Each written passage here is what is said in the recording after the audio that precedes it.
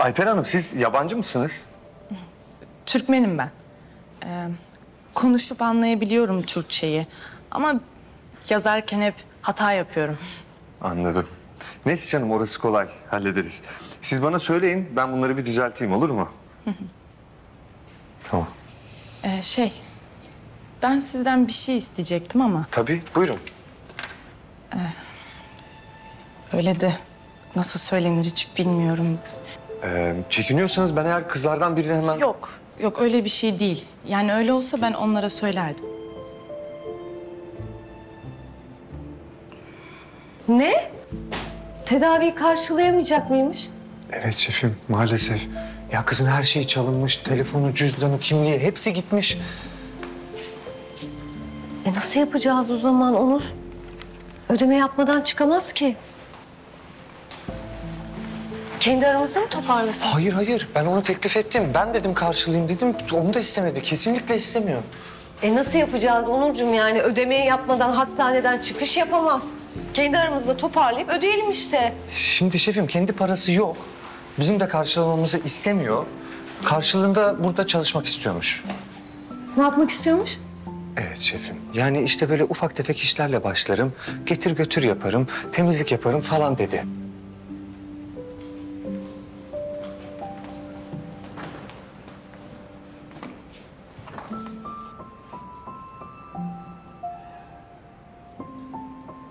Onur. Sen bu kıza ilgi duymuyorsun değil mi? Yok, olur mu hiç öyle şey? Şefim, ben hani üzüldüm. Kızın ihtiyacı var. Yazık, gariban. Tek başına kalmış. Canım ya. Tamam inandım. Bir an böyle hani ilgi duyuyormuşsun gibi hissettim de. Yok şefim, aşk olsun. Olur mu öyle şey? Öyle bir şey olsa ben size söylemez miyim?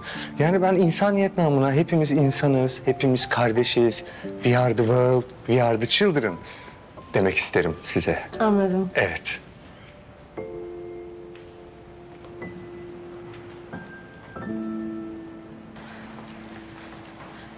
Bektaş. Etraf bir boşalmış. Nereye dağıldı herkes? Vallahi Mine başhemşirem. Ortalık gergin ya. Ne gerginliği, ne oldu ki? Şu Gümüşok'tan birileri geldi ya ondan. Şu ameliyatı yapan çocuğu mu söylüyorsun? Neydi adı? Berk. Yok Berk Hoca değil. Şu büyük başlardan var ya. Kim? Kim he? Vallahi dilimin ucunda da ben unuttum ya.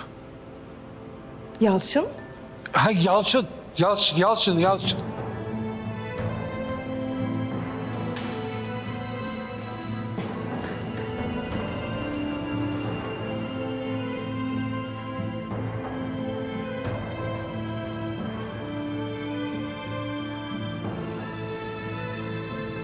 Evet.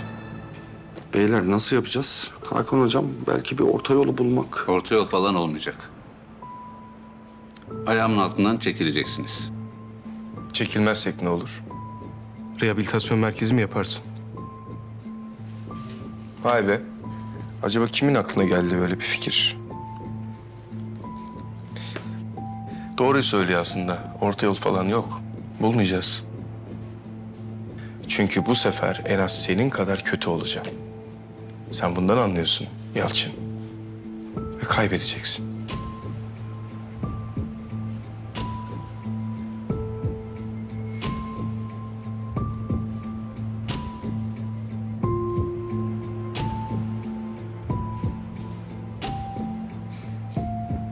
Ne o ameliyatı yapacaksın,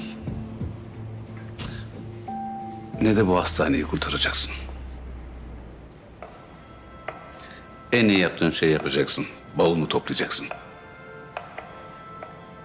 Sen beni duymadın galiba. Sana dedim ki bu sefer en az senin kadar kötü olacağım. Ne yapacaksın? Oğlunun hatasıyla başlayalım mesela. Gerçi bu bir kötülük olmayacaktır onun için. Ne de olsa ağzında altın bir kaşıkla doğan bir çocuğa sadece küçücük bir hayat dersi vereceğim o kadar. Mevzuata aykırıydı yaptığı şey. Ve ben maalesef işlem yapmak zorundayım. Acil bir hastaymış. Aynı grup bünyesinde bir hastaneden bu şekilde bir ameliyatın yapılmasının sorun olacağını zannetmiyorum. Evet aslında doğru söylüyorsun. Hasta ölmek üzere olduğundan çok büyük bir sorun değil. Ama benim için de bu sorunu azıcık gayretle, çok azıcık bir mesaiyle koskocaman bir sorun haline getirmek, inan bana, hiç imkansız değil. Kemal, oğlumu bu işe karıştırma. Korktun. Vay be. Sen korkar mıydın ya? Niye korktun biliyor musun? Çünkü sana senin taktiğinle yaklaştım. Benim kariyerim 14 yıl önce mahvoldu. Ve ne tesadüf ki oğlunun kariyeri de daha yeni başlıyor. Ve bu yolun başındaki genç bir doktor için büyük bir darbe olabilir. Sana yalvaracağımı mı düşünüyorsun? O kadar kolay olmayacak. Bana daha böyle... daha elle tutulur bir şeyler lazım. Anlıyor musun? Ne? Mesela böyle gereksiz aciliyeti olmayan bütün projeleri rafa kaldıracaksın. Erol Bey'in kafasını asla ama asla karıştırmayacaksın. Ve sonuncusu ve en önemlisi...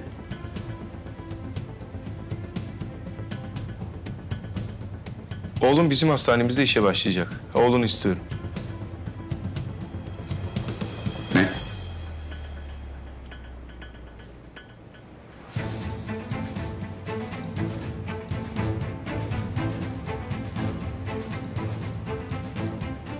Beni oğlumla tehdit ediyorsun. Berk'i izledim. Yetenekli bir çocuk. Üstelik hastanemizde çalışması da bizim için faydalı olur. Hem daha iyisini söyleyeyim. Onu eğitirim.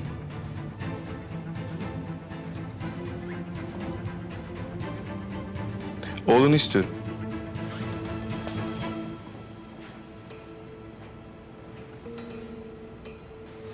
Aklını kaçırmışsın sen. Yok. Henüz değil. Daha yeni başladım çünkü.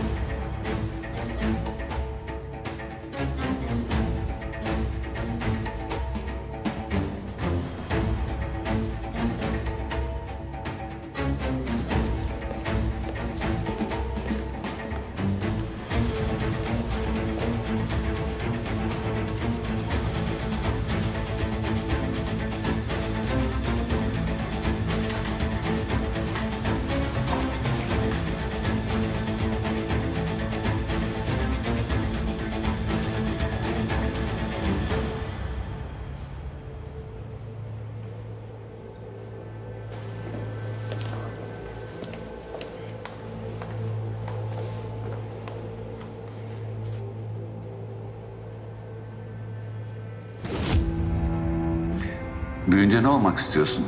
Doktor olmak istiyorum. Sizin gibi iyi bir doktor olmak istiyorum. Öyle dedim ama söylediklerim doğru değildi. Aslında benim hayalim iyi bir doktor olmak değil, onun tarafından kabul görmekti. Tak bakayım şunu. Bakalım yakışacak mı? Bence yakıştı. Doktor olabilirsin.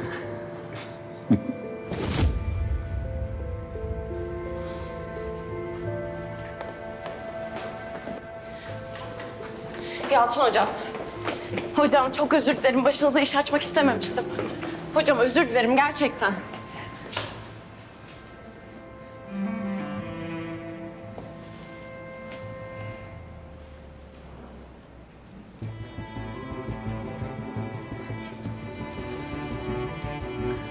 Ben hep senin yanında olmadım mı?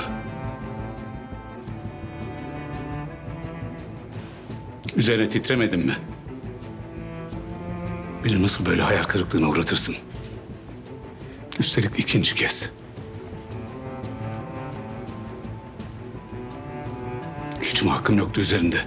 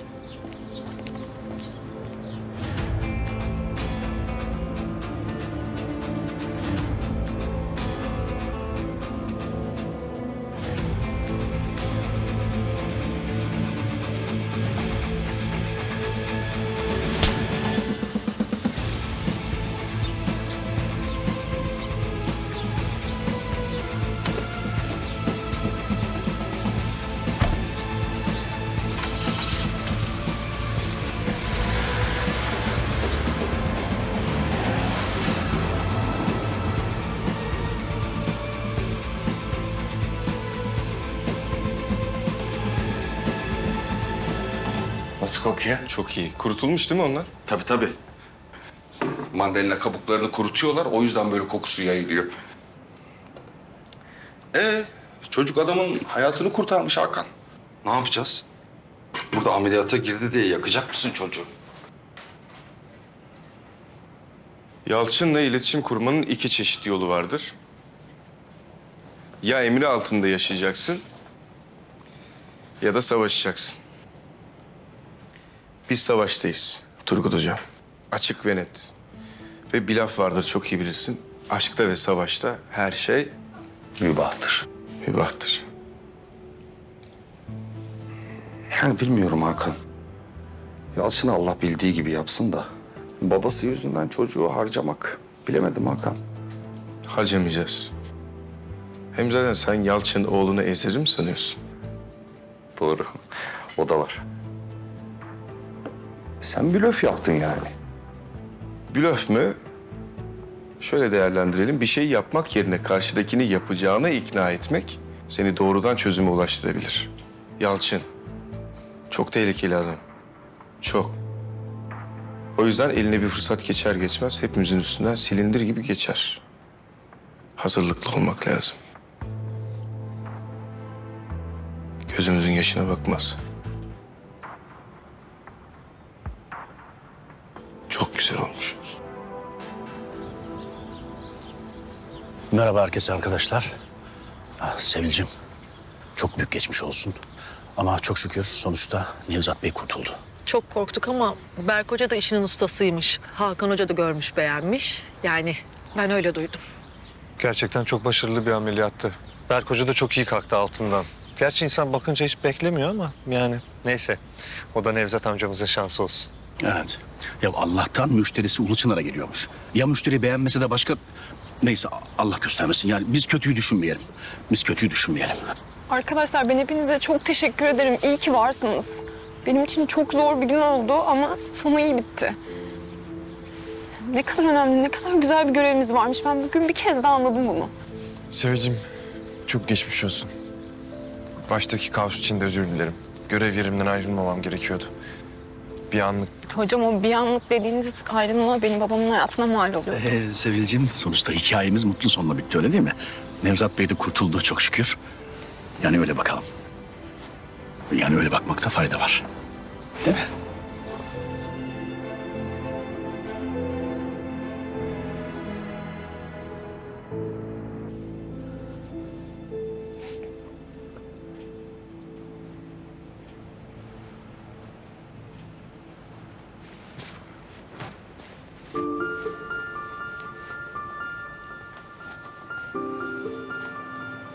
Bırak. Bırak istemiyorum senden bir şey. Tamam, bir yardım edeyim. İstemiyorum dedim. Sana ihtiyacım yok şu anda. Önceden vardı. O zaman da sen yoktun. Bak, bugün yaptığım sorumsuzcaydı. Yani seni böyle bir duruma sokmamalıydım. Hadi ya. Sokmamalıydın. Evet, istemezdim. Sen de bunu biliyorsun. Ben seni seviyorum. Söyleme. Söyleme lütfen. Lütfen Ömer. Tamam, söylemeyeyim ama biliyorsun zaten bunu. Neyi biliyorum ya? Beni sevdiğini mi? Aşık olduğunu mu? Mesela ben nereden biliyorum bunları? O ne demek şimdi? Gayet açık bir soru. Beni sevdiğini nereden biliyorum? Hatta daha da basitleştireyim sana soruyu. Ben seni neden seveyim? Seversin.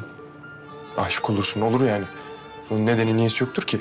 Olur, olur evet. Ama bir şeyler olur. Bir şeyler yaşarsın. Ne bileyim belki bir yerde karşılaşırsın. Bir arkadaşını tanıştırır. Sonra gözün hep onu arar ve bulur. Bakışlarınız birbirine karışır. Yan yana durursunuz omuz omuza. Kahkahalarınız birbirine karışır. Her el ele tutuştuğunuzda heyecanlanırsınız. Ve ilk el ele tutuşunuzda artık kalbiniz sizin değildir. Zaman akar gider. Ruhun artık yalnız değildir. Çünkü aşık olmuşsundur.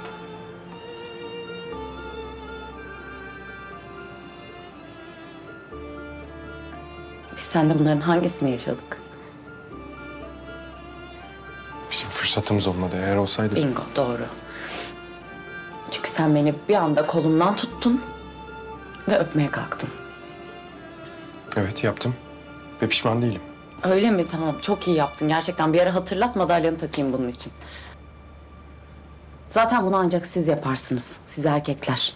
Yani hiçbir kadın bir adama kolundan tutup ben seni seviyorum, sen de beni seveceksin falan demez.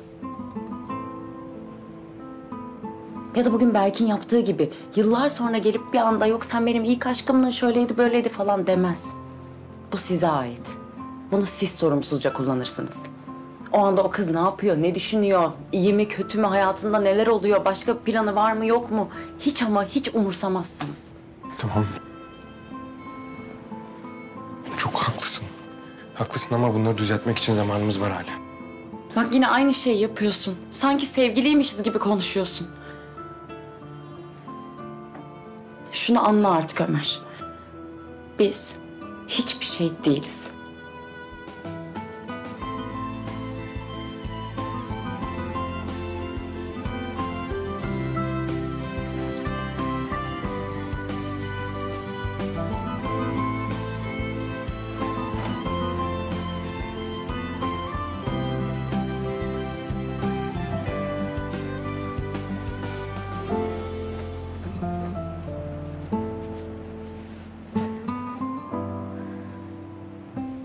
Tamam beyefendi, tamam, tamam. Kolay gelsin. Bu aradığım 3. hastane. Hiçbirinin yoğun bakımında yer yok. 4.'sünü arıyorum şimdi. Bir de ben konuşayım isterseniz.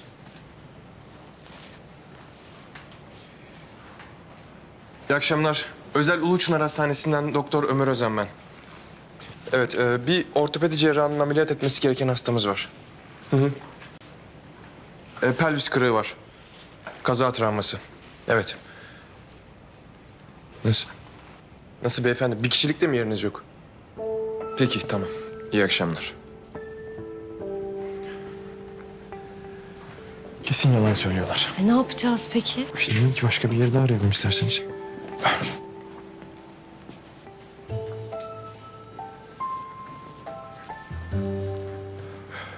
Alo, merhaba, iyi akşamlar. Uluçınar Hastanesi'nden Hakan Aydıner ben, cerrah. İsmin neydi kardeşim? Emre. Emre merhaba, nasılsın? İyi misin? Eyvallah. Emre, orada Kamil Hoca var mı? Evet, Kamil Hoca'ya benden çok selam söyle. Doktor Hakan Aydıner'in çok çok selam varmıştı. O beni iyi bilir, Uluçınar'dan. Emreciğim, şimdi şöyle bir durum var. Biliyorum gece gece çok yoğunsunuz. Eyvallah. Fakat bizim acil pelvis kırığı olan bir hastamız var. Trafik kazası vakası. Biz ilk müdahaleyi yaptık. Fakat bizim kadromuzda ortopedist yok. Evet.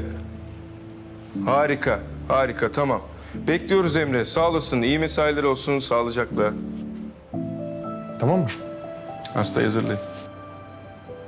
Hakan hocam, bizim konuşmamız gereken bir şey vardı. Bizim konuşmamız gereken bir şey yok. Benim seninle konuşmam gereken bir şey var. Onu da sen buraları bir toparla, ondan sonra konuşuruz.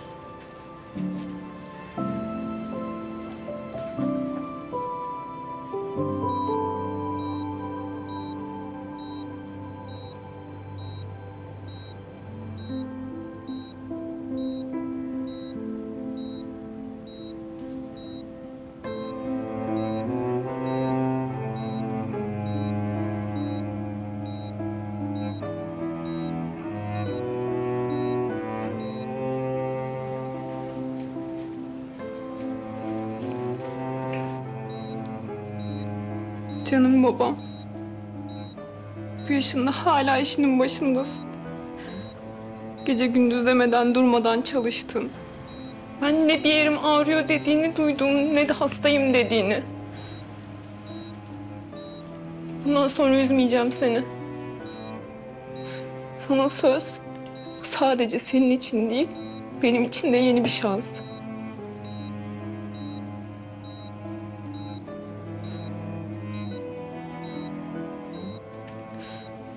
Söz veriyorum babacığım. Bundan sonra daha iyi, daha olgun kararlar vereceğim. İyi ki Leyla Hoca ile Berk Hoca buradaydı. İyi ki seni kaybetmedim.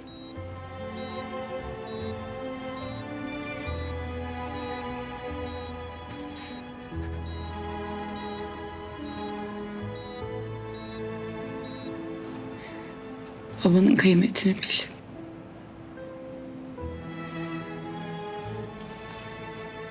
Emre Hoca'ya çok selamlarımı söyleyin. Yolu buralara düşerse muhakkak bekliyorum çay içmeye. Çocuklar, sizi de bekliyorum ha. Çayınız her daim hazır. Sağ ol Bektaş'ım. Tamam hocam. İyi mesailer. Hadi iyi mesailer, iyi akşamlar. Hakan hocam. Bugünkü olayda Leyla'nın hiçbir suçu yoktu. O hastaya karışmamak için elinden gelen her şeyi yaptı. Ne yapacaksınız ona? Ne yapmalıyım sence? Bu hastanenin 2 cerrahı var. Senle ben. Neredeydik? Dışarıdaydık. Leyla ne yaptı? Olayı devraldı. Harika bir iş çıkardı mı? Çıkardı. Hastayı kurtardı mı? Kurtardı. Bravo. Yani kızmadınız? Yo, kızdım. Bazen sizi hiç anlamıyorum biliyor musunuz? Hatta bazen değil genelde. Sana bir tavsiye vereceğim. Aynı zamanda kulağına da küpe olsun. Eğer mesai saatleri içinde hastaneden çıkman gerekirse... benim hastanede olup olmadığından iyice emin ol. Anlaştık mı? Anlaştık. Güzel. Şimdi bu tavsiyeyi kendime vereceğim. Anlaştık mı hocam? Anlaştık Hakan hocam. Tamam mı? Tamam hocam. Bak bitti ne güzel. Hakan hocam.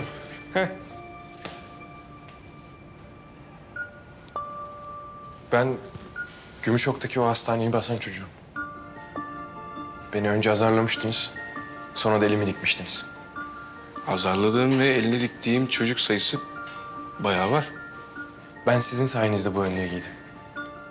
Bana verdiğiniz doğru tavsiyeler sayesinde. Ve sonra da yıllarca sizi aradım. Öyle mi? Ne mutlu bana. Ne yaptın? Bulabildin mi bari? Mutlu musun? Değdi mi? Anlat. Yani. Hala azarlıyorsunuz beni. Ya, neyse meşgul etme beni.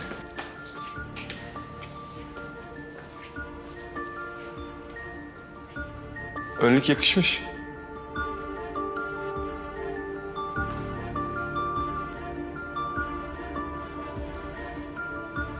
Ben bu adamı biraz fazla mı büyüttüm gözümde acaba?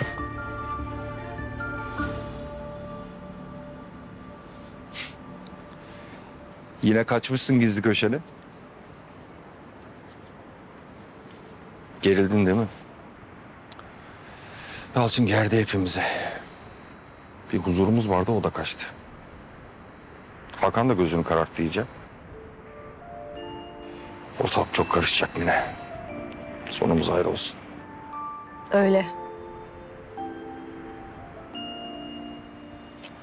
Ama senin tek derdin Yalçın değil gibi. Öyle olsa bu kadar sessiz olmazdın. Ne oldu? Hakan'la ne geçti aranızda otelde? Biz burada ölüm kalım savaşı veriyoruz. Beyefendi kapatmış telefonunu. Otelde eski sevgilisi midir nedir Arzu Hanım'la. Yahu Mineciğim, onların aralarında sevgililik ilişkisi yoktu ki.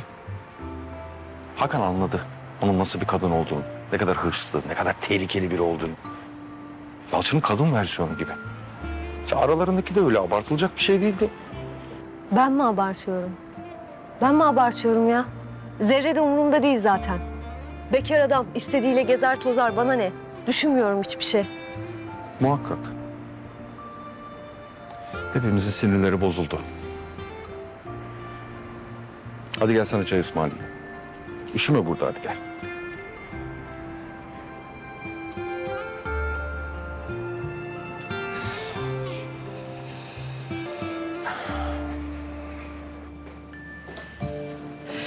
Bugün zaten zor bir gündü. Bir de buranın rehabilitasyon merkezi olacağını duyduk, tam oldu. Aynen ya. Tadım tuzum kaçtı. Onur, ya bu İhsan Bey'in saç ekim merkezi fantezisi gibi bir şey olmasın bu? Böyle bir şey yok. Ama ortaya öyle bir şey atıyor gibi mi? Yani. Hayır, ciddilermiş bu sefer. Bu Gümüşok'tan falan gelenler de onun için gelmişler.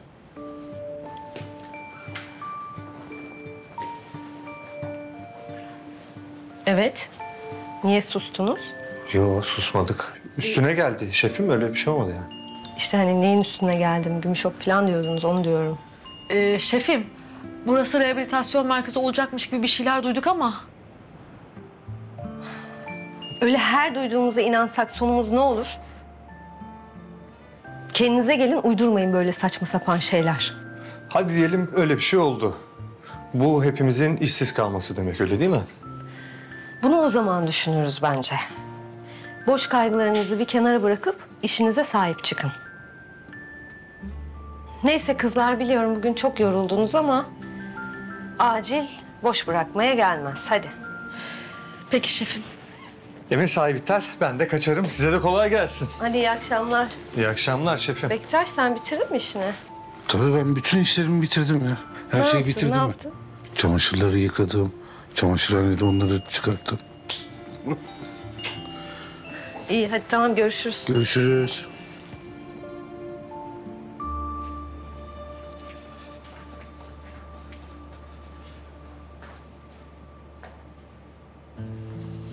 Kolay gelsin. Kendime fazla almışım da acıkınca yersin. Enerji verir. Teşekkür ederim. Rica ederim. Görüşürüz. Buraları da kirlettim, kusura bakma. Önemli değil. Şaka.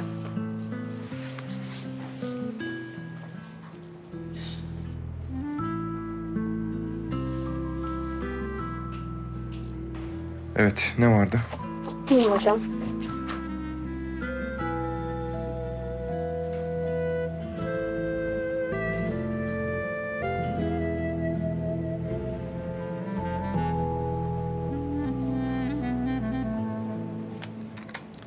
Galiba ben de akvaryum alıyorum. Allah süper. Onlar da model model yapmışlar. Küçükleri güzel, kompakt. Büyüdükçe... Hiç oksijen- anlatma. Hiç anlatma, hiç anlamam. Zerre anlamam, sen keyfine bak. Ya ben de anlamıyorum. Çok güzel modeller var. Mine'ye soralım. En zevklimiz o. Şimdi başka bir mesele daha var. Arzu'yla görüşmüşsün. Mine'nin adını boşuna geçirmedim diyorsun yani. Mine söyledi değil mi? Hakan, niye görüşüyorsun hala onunla? Ne işin var senin onun gibi birinin yanında ya? Ya Allah aşkına sen de mi ya? Ben onunla görüşmesem bu rehabilitasyon merkezi projesini, dosyalarını falan filan kimden alacağım? Kimden yardım alacağım? Dosyalar için. Hala devam ediyorsun yani. Başka bir şey yok. Allah aşkına yapma. Mine üzülmüş. Bayağı. Morali bozulmuş da o yüzden. Ne yapayım? Ben ne yapayım? İnandıramıyorum ki hiçbir şeye. Ben ona iyi gelmiyorum. Orası kesin. O bir şeye tutulmuş, oradan da çıkmıyor. Çıkamıyor ya da.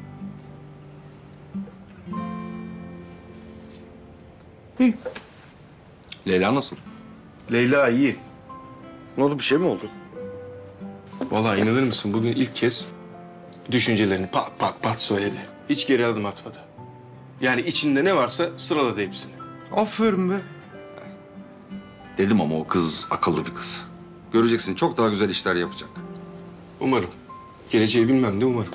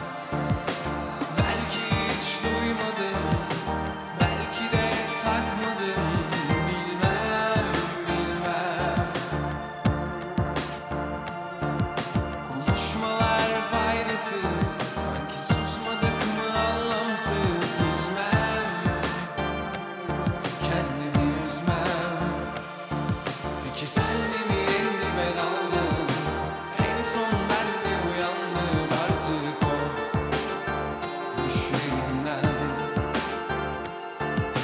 Senle mi elli ben aldım, en son ben de uyandım artık o düşlerinden. Sonunda buradayız yapayalnız kendi başınıza. Çok iyi hissederek hiç olmadık aynı şeyi bulduk karşımıza. Peki senle mi elli ben aldım, en son ben de uyandım artık o düşlerimden.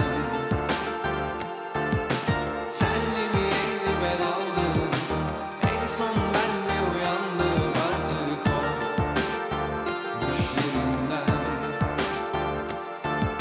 Senle mi elli ben aldım, en son ben de uyandım artık o düşlerimden.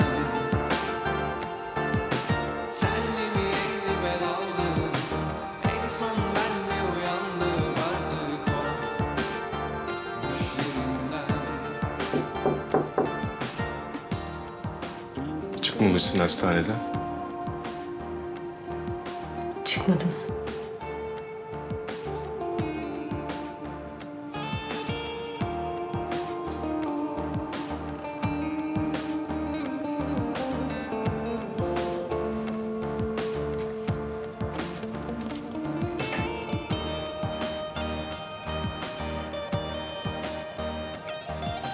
Bugün seni istemeden, bilmeden üzdüm galiba. Eskiden de o üzmelerin. Artık üzmüyorsun. Şimdilerde daha çok sinirlendiriyorsun beni.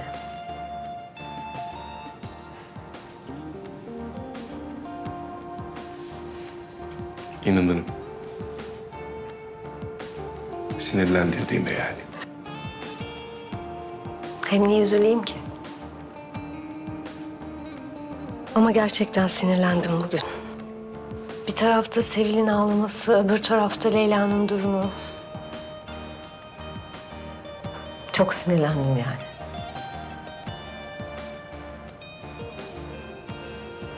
Haklıydın. Sinirlenmekte.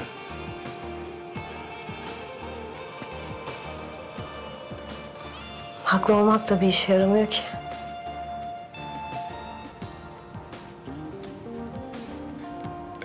Bugün...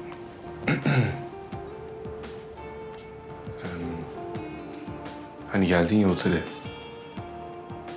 Arzu'yla aramızda bir şey yok.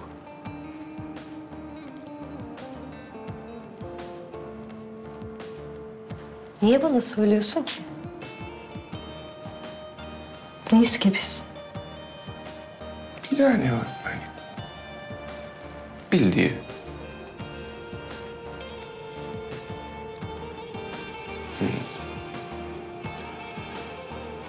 Yani zaten eskimiş, bitmiş bir olay. Aynı biz gibi.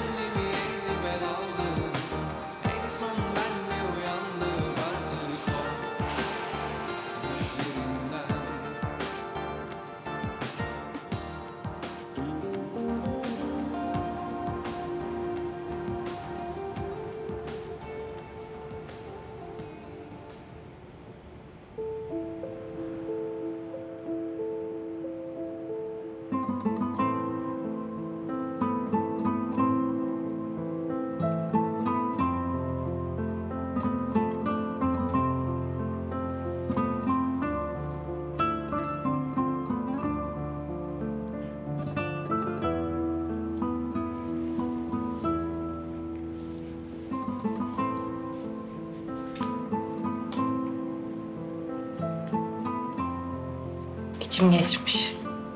Biraz serin olmuştu, o yüzden üstünü örteyim dedim. Sağ ol.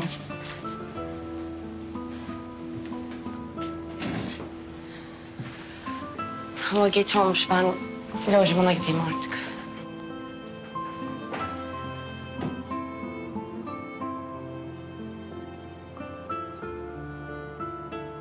Ömer Özen ben.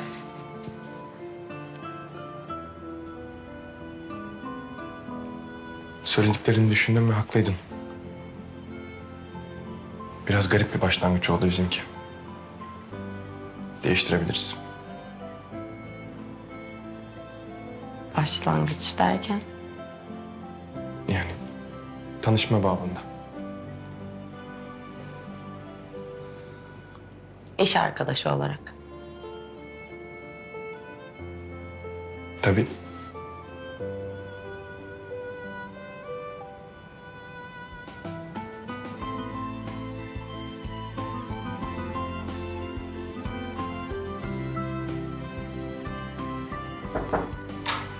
Hocam, acile biriniz gelebilir misiniz? Ben bakarım. Sen git istersen.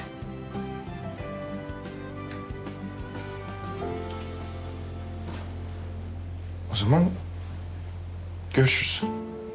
Görüşürüz.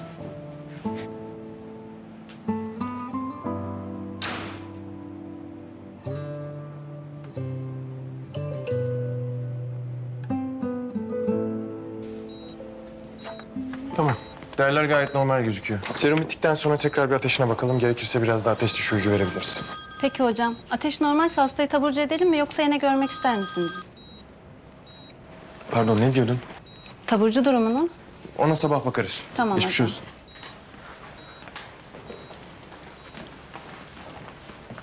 Evet, nedir durum? Yarayı temizledim hocam. Sadece dikiş atılması gerekiyor. Tamam. Dikişi ben atacağım. Peki hocam. Abi geldim, buradayım. Görüşmemiz lazım.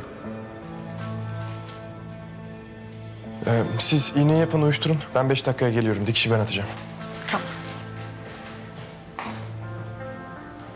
Biraz uyuşturacağım. Oo Murat hocam, ayrılamıyorsunuz buradan bakıyorum. Ha, öyle denk geldi değil mi? Evet. Bizim burası bağımlılık yapar hocam. Ya öğlenleyin ne yemişiz yalnız arkadaş ya. Ya, evet. Ha, bu arada ya siz yabancı değilsiniz artık. Lütfen böyle ayakta durmayın. Yukarıda bizim dinlenme odamız var. Oraya Yok, sağ olun, zahmet etmeyin. Ömer gelecek şimdi bir şey. Heh, Ömer değil, geldi. Buyurun hocam. Evet, ne vardı? Abi, bir şey konuşmamız lazım, önemli. Ne konuşacağız abi? Hem sen niye sürekli buraya geliyorsun? İşin gücün yok mu senin? Bir şey söyleyeceğim. Söyleyeyim. Tamam, söyle. Beyefendi müsaade eder misiniz? Az şey yapmayın ya. Ben yokmuşum gibi yani. Lütfen. Özel bir konu. Tamam hocam. Gelsene ya biraz.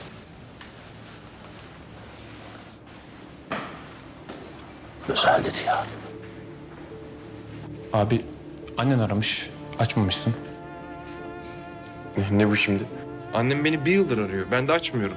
Sen de bunu gayet iyi biliyorsun. Bugün de öyle olmuş. Evet, oldu. Akşam bana ulaştı. Abi ne dedi? Affetsin beni falan mı dedi? Birader, annene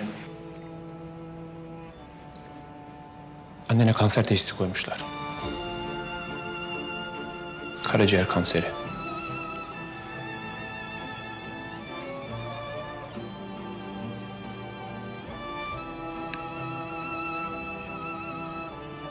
Abi, iyi misin? İyiyim. Hava alalım istersen ha? Yok, ben bir dikiş atacaktım. Ne yapacaksın? Bir ara istiyorsan.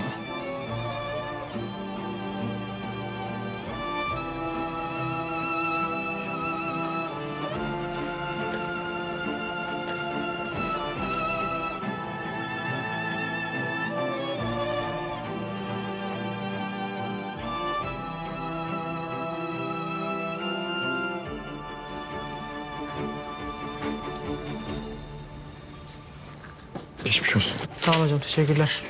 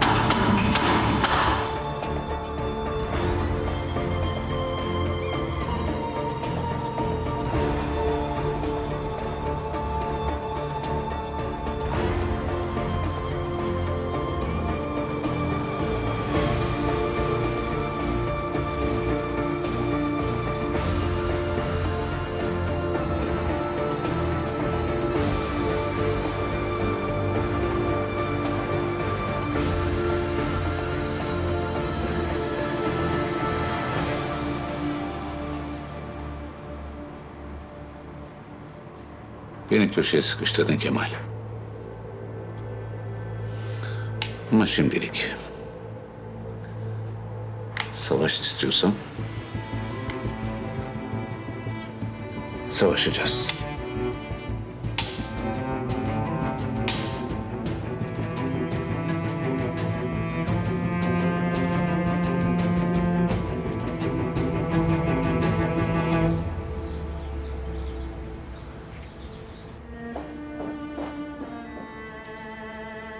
Gökçe, Hakan Hoca nerede?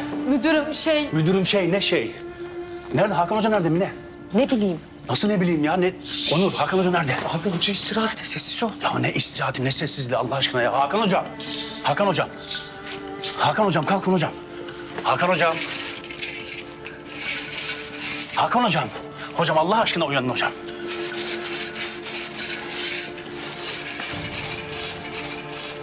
Hakan Hocam.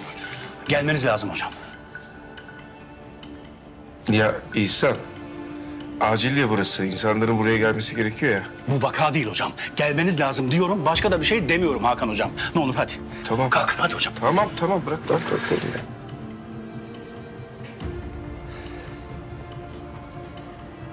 elini. Tamam biliyorum. Kızıyoruz şimdi.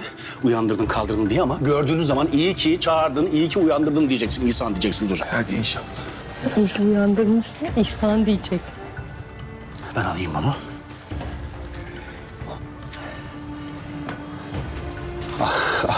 Ne oluyor? Niye savaş mı çıktı? Ben hiçbir şey söylemeyeyim hocam. Olayı göreceksiniz hocam. Siz buyurun hocam. Buyurun hocam.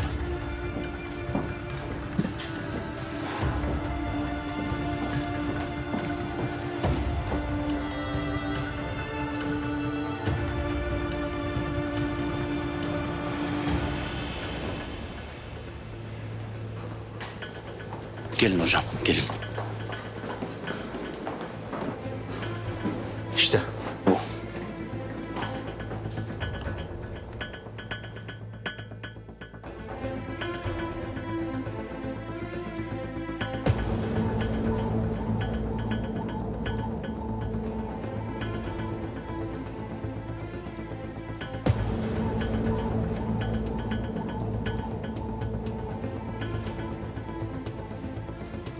Ne bu şimdi? Her gün onca işimizin arasında bir de Gümüşok'tan gelen misafirleri ağırlamakla mı uğraşacağız? Misafir olarak gelmedik Hakan Hoca. Yalçın Hoca'nın selamı var. Artık ekip olarak biz de Uluçınar'dayız.